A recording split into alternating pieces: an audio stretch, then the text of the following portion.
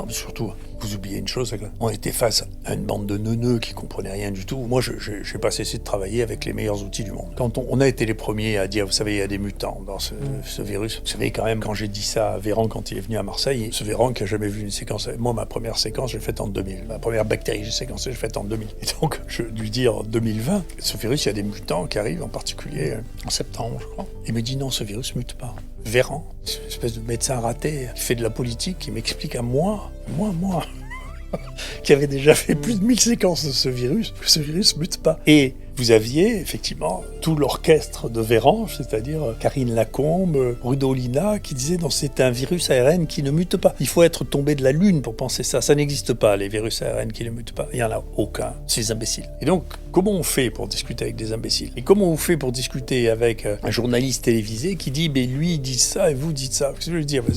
Ils ne connaissent rien. Ces idiots. Qu'est-ce que vous voulez dire d'autre? Qu'est-ce qu'on peut dire? Donc, vous ne pouvez pas soigner une maladie dont vous ne savez pas ce que c'est. Il faut être complètement cinglé pour penser un truc pareil. Les gens qui étaient là aux manettes étaient complètement déconnectés de la réalité. C'est pas la peine de connaître la médecine ni d'examiner les malades pour savoir ce qu'il faut faire, mais c'est pas vrai. La deuxième chose, ils voulaient pas faire de diagnostic, donc on regarde pas les signes. On fait pas de diagnostic. La PCR, c'est trop compliqué. C'est moi qui ai dû expliquer au président de la République que nous, on faisait 300 000 à 400 000 PCR par an.